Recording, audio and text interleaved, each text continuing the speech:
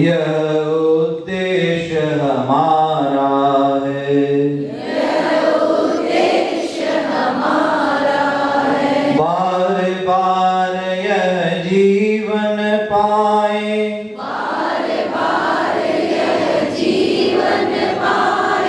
इस पर ही बलि जाने को,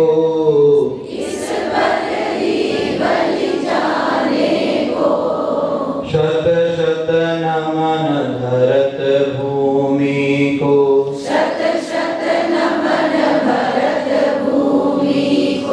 अभिनंदन भारत माँ को, अभिनंदन भारत माँ को।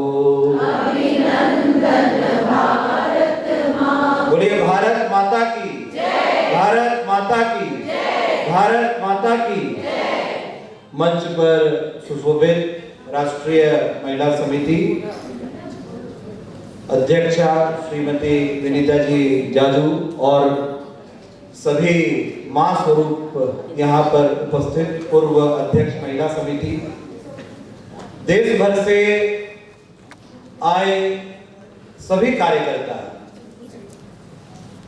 और मैं ये मानता हूं कि अपने घर से निकलना ही सबसे बड़ा संकल्प होता है, बाकी मंजिल तक तो भगवान आपको खुद पे खुद पहुंचा देता है। तो इस संकल्प को लेकर जब हम घर से निकलते हैं तो संकल्प मन में यही है कि भारत कैसे विश्व गुरु के पद पर पुनः स्थापित हो और संस्कार, संस्कृति और सनातन की रक्षा हेतु जिस संगठन के लिए हम सभी काम कर रहे हैं, निरंतर काम कर रहे हैं, और निष्क्रिय हिंदू समाज को वापस से सक्रिय बनाने की भूमिका में जब हम सभी इस संगठन के लिए इस प्रकार की बैठकों में आते हैं तो मुझे लगता है ये हम सभी के लिए बड़े ही सौभाग्य की बात है। और आज जब इस बैठक में मुझे भी अवसर दिया गया अपने 2 शब्दों को रखने का, तो मैं कृतार्थ हूं। और जिस प्रकार के शब्दों को मंच से रखा गया तो मुझे लगता है कि भगवान परमपिता यह कृपा करे कि मैं भी अपने शब्दों की सार्थकता से आपके बीच कुछ कह सकूं। और आज जब हम इस कार्यक्रम से जाएंगे, कल जाएंगे, तो जरूर हम कुछ ऐसे संकल्पों के साथ निकले जिससे कि समाज में वह परिवर्तन हमारे प्रभाव से दिखाई दे। तो आप सभी को बहुत बहुत धन्यवाद और आप सभी को सादर प्रणाम, और मुझे अपने विषय को रखने का आपने अवसर दिया, इसके लिए भी धन्यवाद। एक विद्यालय में एक शिक्षक सवाल पूछते हैं कि बच्चों, तुम में से कौन कौन स्वर्ग जाना चाहता है? तो उस सवाल के उत्तर में लगभग सभी बच्चे हाथ उठाते हैं, एक बच्चे ने हाथ नहीं उठाया। जब शिक्षक ने पूछा कि बच्चों बताओ तुम में से कौन कौन नरक में जाना चाहता है, तो उस सवाल के उत्तर में किसी ने हाथ नहीं उठाया। तो शिक्षक को लगा कि ऐसा इस बच्चे में क्या है जो ना स्वर्ग जाना चाहता है ना नरक जाना चाहता है। तो उन्होंने उससे पूछा कि बेटे तुम्हारी क्या आकांक्षा है, ना तुम स्वर्ग जाने की इच्छा रखते हो ना तुम नरक जाने की इच्छा रखते हो। तो उस बच्चे के उत्तर को सुनकर आप सभी का भी मन प्रफुल्लित हो जाएगा। और उस बच्चे ने उत्तर दिया कि ना मुझे स्वर्ग में जाना है ना मुझे नरक में जाना है, मुझे इस धरती को ही स्वर्ग बनाना है। जब इस उत्तर के ऊपर हम विचार करते हैं कि क्या धरती स्वर्ग बन सकती है या यह धरती कभी स्वर्ग थी, तो इसके ऊपर राष्ट्र कवि मैथिली शरण गुप्त जी की कुछ पंक्तियां मैं आपके सामने रखता हूं, जो उन्होंने परिभाषित किया है कि जो हमारा राष्ट्र है क्या वह कभी स्वर्ग था। जिस देश की हम बात करते हैं, जिस राष्ट्र की हम कल्पना करते हैं, क्या कभी वह स्वर्ग था? तो मैथिली शरण जी क्या कहते हैं, भूलोक का गौरव प्रकृति का पुण्य लीला स्थल कहां, फैला मनोहर गिरी हिमालय और गंगा जल जहां। संपूर्ण देशों से अधिक किस देश का उत्कर्ष है, उसका की जो ऋषि मुक्ति वह कौन, भारतवर्ष है। हाँ वह भारतवर्ष ही संसार का सिरमौर है, ऐसा पुरातन देश कोई विश्व में क्या कोई और है। भगवान की भवभूतियों का यह प्रथम भंडार है, विधि ने किया नर सृष्ट का पहले यही विस्तार है। संसार को पहले अगर किसी ने शिक्षा दान, भिक्षा दान, व्यापार और व्यवहार की भी जानकारी अगर दी है तो वह भारतवर्ष ही था। भारतवर्ष जिस प्रकार से पूरे विश्व का नेतृत्व करते आया, जिस प्रकार से भारतवर्ष ने पूरे विश्व का नेतृत्व किया, और आज हम जिस स्तर पर खड़े हैं, आज हम जहां खड़े हैं, अगर हम उसके बीच की कुछ कल्पनाओं को देखें, उसके बीच की कुछ घटनाओं को देखें, तो मुझे लगता है कि आपको यह एहसास होगा कि हम वही जाना चाहते हैं जहां थे। हम कुछ नया नहीं कर रहे हैं, परंतु इस बीच में काल चक्र की कुछ ऐसी घटनाक्रमें होती हैं, वो घटनाक्रम हमें अपनी स्मृति से विस्मृत कर देती है। और जब जब विस्मृत होता है, जब जब संगठन विस्मृत होता है, जब जब समाज विस्मृत होता है, तो किस प्रकार की सिचुएशंस क्रिएट होती हैं, आइए हमें उन सभी को याद करने की जरूरत है। हम याद करें कि हमारी सभ्यता क्या थी। तो शुरुआत होती है सिंधु घाटी की सभ्यता से, स्वर्णिम काल का। उसके बाद आर्य आते हैं, मौर्य आते हैं, और फिर एक आक्रमण होता है यवनों का। सिकंदर का नाम हम सभी ने कहा है, हम सभी ने सुना है, और आज हम सभी कई बार बातचीत में कहते हैं, जो जीता भारत का स्वर्ण काल फिर से आया। सिकंदर को पराजित किया गया और गुप्त काल में वापस से भारत के स्वर्णिम युग की शुरुआत होती है। परंतु एक अंधकार फिर से आता है, और वह अंधकार इतना भयानक होगा, इतना भयानक होगा कि आपके इष्ट देव रामलला की मंदिर को भी तोड़ दिया जाता है। और वह काल आता है गौरी और गजनवी का।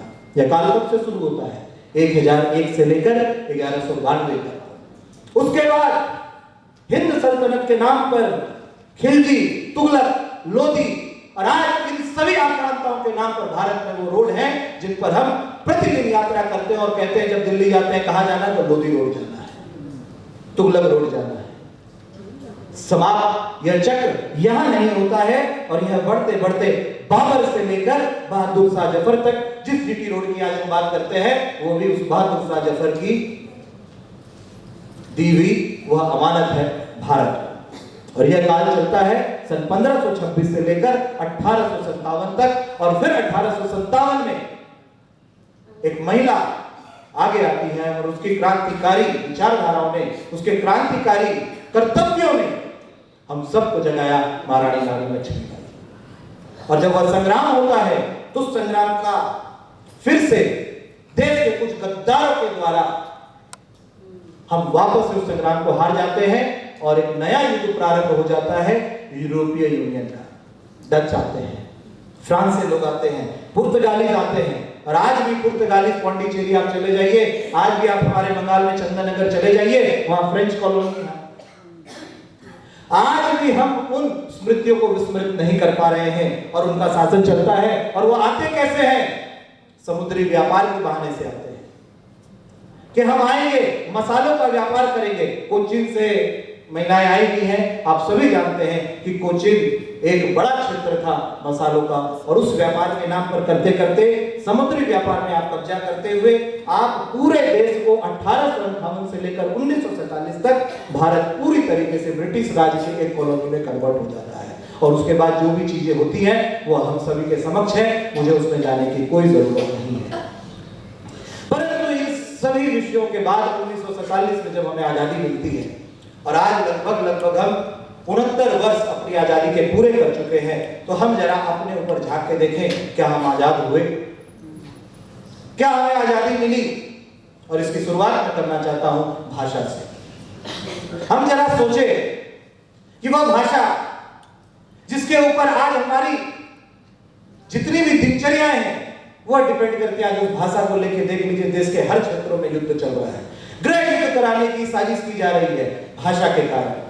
तमिलनाडु को हिंदी पसंद नहीं है, मराठी को हिंदी पसंद नहीं है, बंगाली को हिंदी पसंद नहीं है, नॉर्थ ईस्ट को हिंदी पसंद नहीं है, पंजाब को हिंदी पसंद नहीं है, और हम बार बार कहते हैं हिंदी हमारी राष्ट्रभाषा है। किस प्रकार से उसको लड़ाया जाए, इसके लिए आज सभी लोग विदेशों से फंडिंग ला रहे हैं कि भाषा के नाम पर किस प्रकार का युद्ध भारत में होता रहे।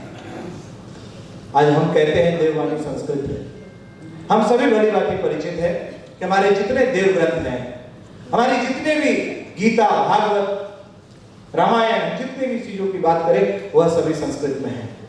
और आज अगर हम सोचे अपने लिए तो वह संस्कृत का प्रथम शब्द भी हम शायद उच्चारण ठीक से नहीं कर पाएंगे। तो हमें यह सोचना होगा कि 69 वर्षों के बाद भी अंग्रेज वास्तविक रूप से तो चले गए, परंतु क्या हमारे मन से गए हैं?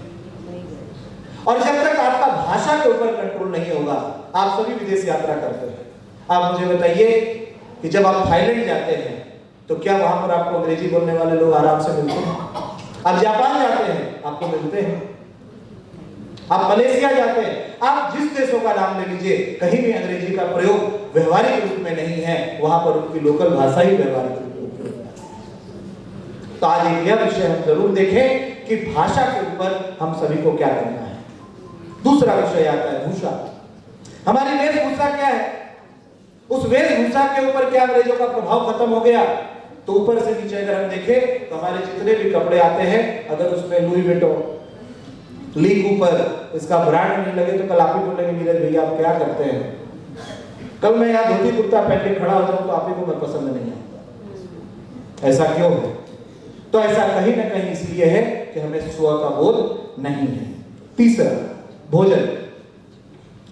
हमारे घर में त्योहार होते हैं, कोई उत्सव होता है, हमें सबसे पहले क्या चाहिए? Chinese, Italian, Thai, Mongolian. और अगर ये कोई कैटरर नहीं दे हमें तो हम क्या कहेंगे? ये कैटरर हमारे मन लायक नहीं। चौथा, भ्रमण।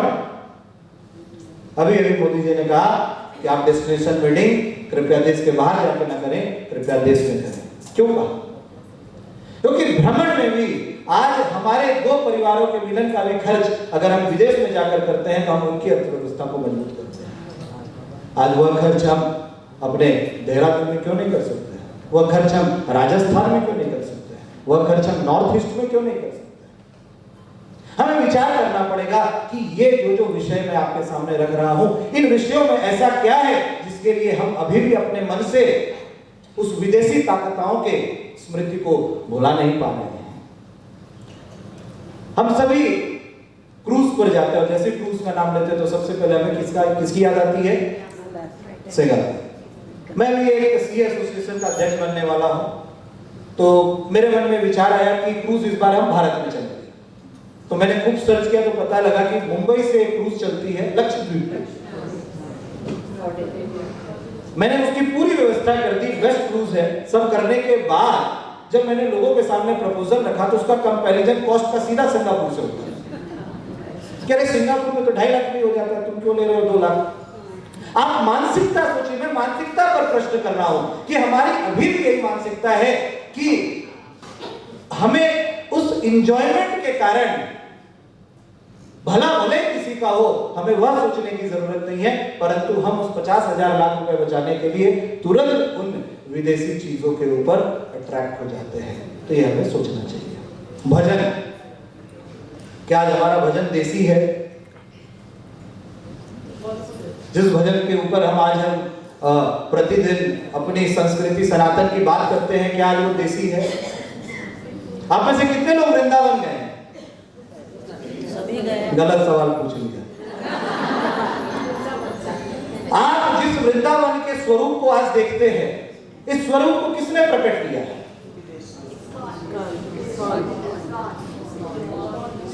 किसने प्रकट किया है?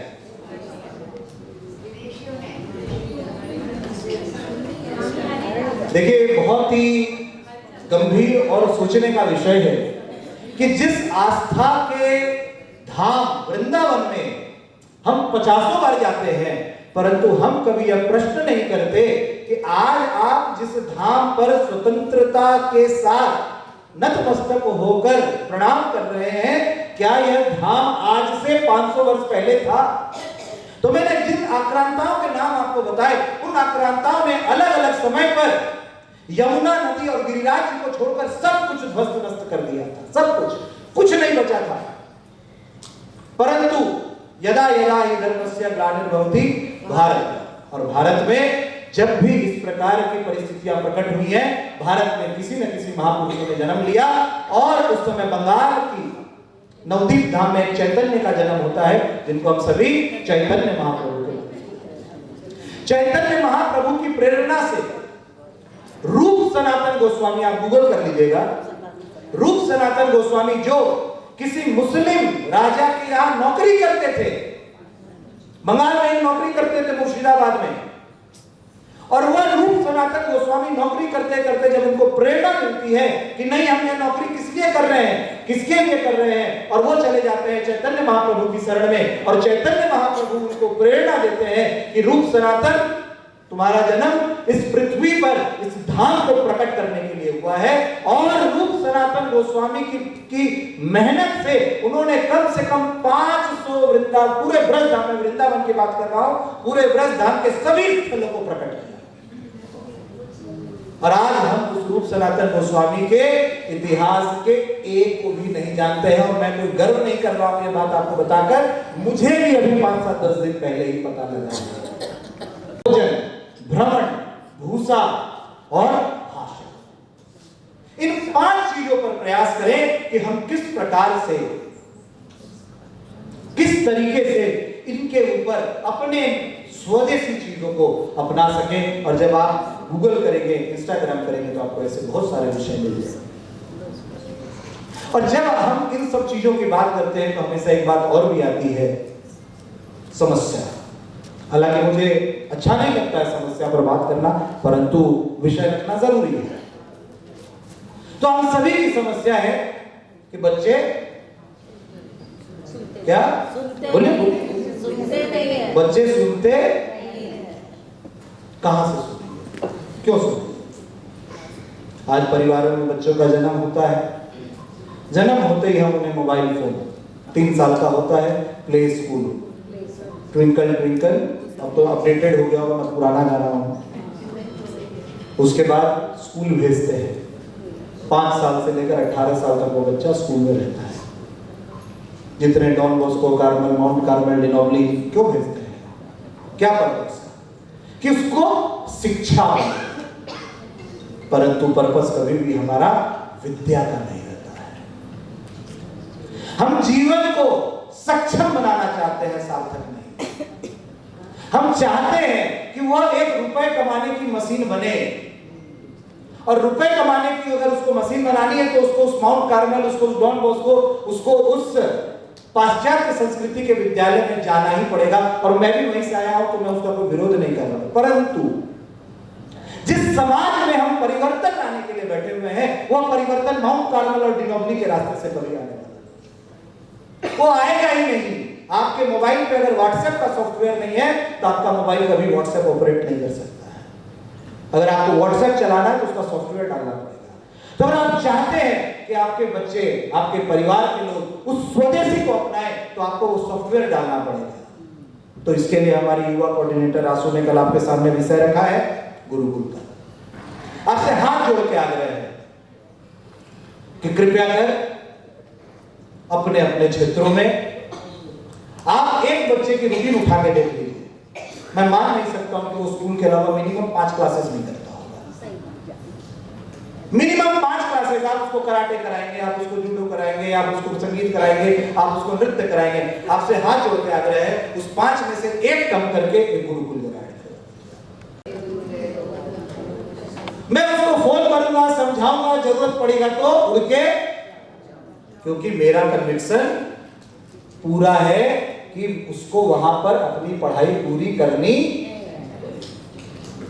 यही कन्विक्शन जिस दिन हम सभी ले लेंगे तो मुझे लगता है कि समस्या का हल हम लोगों के सामने है। शताब्दी वर्ष चल रहा है, वनबंधु परिषद जब अपने शताब्दी वर्ष पूरे करेगा तो कैसा उत्सव होना चाहिए। अभी हमने अभी 89 के हिसाब से 36-37 कर लिया, पूरा देश स्वर्ग बन जाएगा। परंतु जब पूजनीय सर संचालक जी के बैठकों में इस विषय को रखा गया तो उन्होंने कहा कि संघ की स्थापना जिस उद्देश्य के साथ हुई, वो उद्देश्य क्या था, परम वैभव राष्ट्र। संघ की प्रार्थना की अंतिम पंक्ति में ये शब्द आता है परम वैभव, कि भारत माता को परम वैभव के स्थान पर जब तक हम नहीं ले जाते हैं तब तक संघ का काम पूरा नहीं माना जाएगा, और वो अभी तक भी चल रहा है। तो जब कोई काम चल रहा है तो वहां क्या उत्सव। और डॉक्टर साहब ने कहा था कि यह काम तो 60-70 साल में पूरा होना चाहिए, तो उनका कहना है कि काम तो लेट कर रहे हैं। तो पूजनीय संचालक जी ने कहा कि हमें इस उत्सव को उस दिन मनाना है जिस दिन संघ समाज हो जाएगा और समाज संघ हो जाएगा।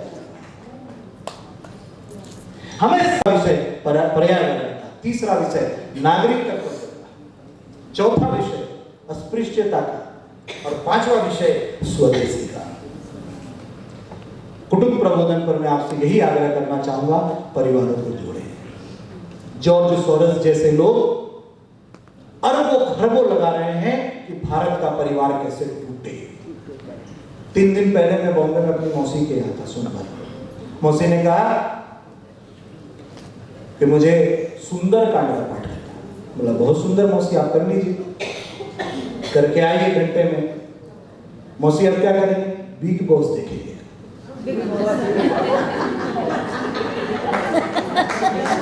झगड़ा कैसे करना है इसके लिए एक सीरियल बनाया गया है। झगड़ा करने की ट्रेनिंग के लिए एक सीरियल बनाया गया। आप सोचिए किस प्रकार का आतंक आपके दिमाग पर किया जा रहा है। बहनों, ये हंसने की बात नहीं है, ये सोचने की बात है कि आप किस स्तर पर आपको गिराने का प्रयास किया जा रहा है। और ये मैं बनी हुई बात नहीं कह रहा हूं, ये हुई। और उसी समय जब मैंने क्रिटिसाइज किया कि आप क्या बिग बॉस में देखते हैं, उनका बेटा आया और कहता है कि भैया क्या बताएं, जिस दिन माँ रात में ये देखते हैं, अगले दिन सुबह मूड थोड़ा बिगड़ा बिगड़ा सा है। आप सोचिए, आप सोचिए, आप किस प्रकार से उस बिग बॉस को देखकर एक घर में सास बहू ननद जितने भी रिश्ते होते हैं वो वहां रह सकती है। आप मुझे समझाइए जरा, आप कैसे कर सकते हैं? आज समाज में अगर इन विषयों को लेकर जाने की किसी की जिम्मेदारी है तो वो आप सबों की है। वैचारिक परिवर्तन।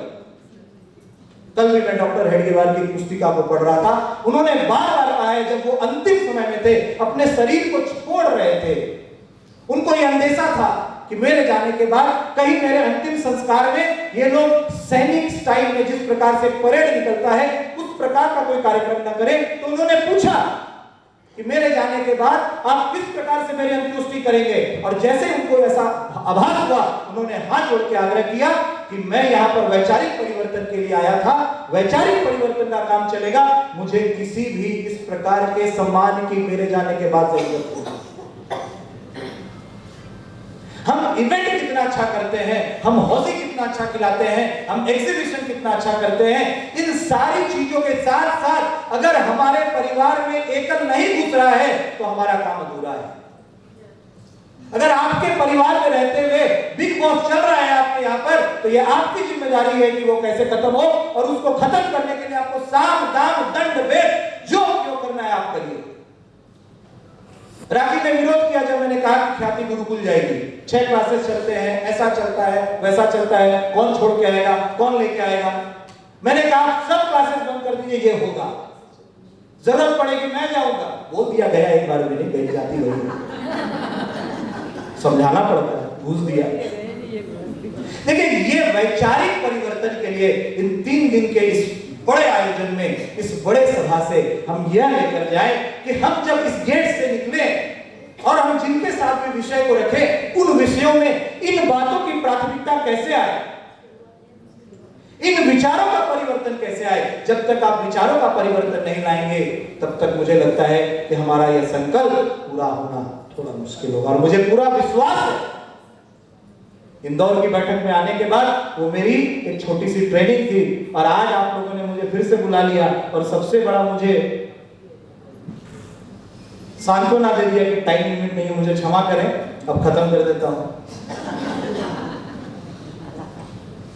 तो संघ के इन 5 विषयों के ऊपर हम जरूर विचार करके इसके ऊपर अवश्य काम करें। इसमें परिवार के ऊपर अवश्य कि परिवार के लोग एक साथ बैठे, अलग अलग भी रहते हो, वीक में एक दिन मिले, महीने में एक बार मिले, जरूर माता पिता जहां रहते हो वहां पर जाएं। पर्यावरण हम सभी जानते हैं क्यों आवश्यक है, उसके बिना कुछ नहीं हो सकता है। अस्पृश्यता बहुत बड़ा विषय है, छुआछूत में आप सभी देख रहे हैं। अभी मैं बॉम्बे में था, मराठा आंदोलन, आप साउथ चले जाइए अलग आंदोलन, नॉर्थ ईस्ट चले जाइए अलग आंदोलन, हर जगह इन सभी को। और आप हमेशा याद रखिएगा, अभी पूजनीय सर संचालक जी ने भी कहा कि जब आप हिंदू राष्ट्र कहते हैं तो आप कुछ लोगों को छोड़ देते हैं, आप नहीं छोड़ सकते, आपको उनके साथ रहना पड़ेगा। तो हमें यह समझना है कि अस्पृश्यता के कारण जो हमारे घर के सहयोगी हैं, ड्राइवर हैं, नौकर हैं, चाकर हैं, जो भी हैं, हम उनको किस प्रकार से वर्ष में एक दिन अपने यहाँ भोजन कराएं, किस प्रकार से उनके घर की समस्याओं में हम थोड़ा थोड़ा पार्टिसिपेट करें। क्योंकि उनके घर की समस्या अगर आप नहीं सुनेंगे और वह अगर किसी विदेशी देशों ने सुननी शुरू कर दी तो उसका परिणाम कितना भयानक होगा यह आप कल्पना नहीं कर सकते। संग किरण घर घर देने को अग्नित नंदा दीप जले, मौन तपस्वी साधक बनकर हिमगिरी से चुपचाप चले। संघ के सभी प्रचारकों के लिए ये पंक्तियां समर्पित हैं जो पिछले 100 वर्षों से निरंतर इन सभी कामों में लगी हुई। संगठन की 2-4 बातों को रखकर मैं विषय को समाप्त करूं। मन को हमें बड़ा करना पड़ेगा। अभी तक मैं युवा का काम देख रहा था, उसके पहले कालगटा छत्र का काम देख रहा था, अब राष्ट्रीय दायित्व दिया गया है।